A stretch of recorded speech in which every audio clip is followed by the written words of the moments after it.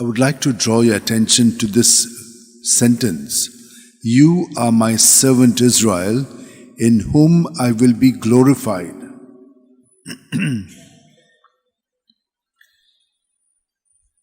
Israel is the group of people that God called together.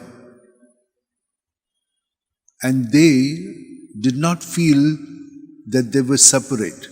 They felt that they were like one body. And that's the mentality they always had. We have something of this kind of an experience when we live in a family. We are all one. Anything happens to anybody, we immediately protect. So there's that closeness, oneness. But it is such that it is much more intimate. And how intimate should it be? If my hand is shaking, is it the hand that is shaking, or is it I who am making the hand shake? The hand cannot shake by itself. It is dependent on me.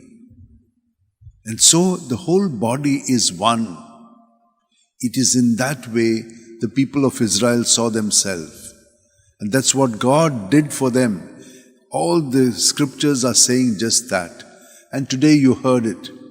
You are my servant, Israel, in whom I will be glorified. My dear sisters and brothers, Israel was just going down and down and down in sin, which means not attuned to God, living in that oneness. But God was always faithful. He always came back. And we see this in Jesus. Not only for Israel now, but for the whole of creation.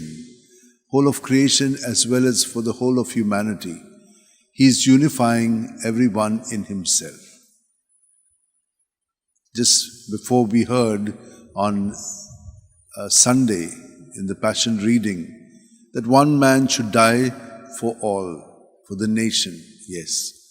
One man, Jesus is dying for the whole of humanity to set us free from this sin, which is trying to live by ourselves and not in the body. Trying to do things on our own, thinking that we are the center. No, we have to belong to the body and follow the body. And that's what Jesus did in His life. He conformed to the Father. And that's why He said, all that I say and do does not come from me. It comes from Him who dwells with me, and I dwell in Him. So if you have seen me, you have seen the Father. That kind of intimacy. And that's what we are all desiring, but not taking the right help. We have to take the help from Jesus alone.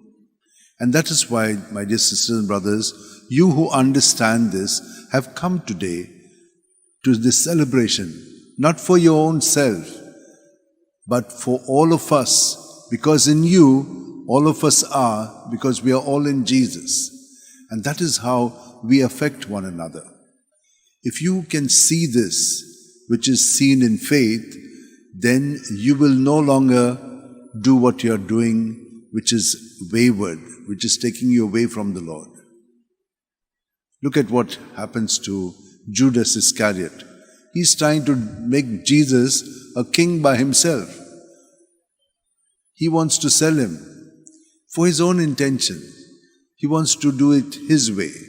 No, that's not the way. We have to follow the way of Jesus in becoming great, as the Father has made each one of us great in Him. Each one of us are important, every one of us. But in our own individual way, in union with Jesus, becoming that cell of His body so that we can function well. And that's where our happiness, joy and peace lies. We may not be doing great things. That is not my role. If that is, then God will do it, not I. God will do it, and that is how it will be. So each one of us, let us be content and satisfied.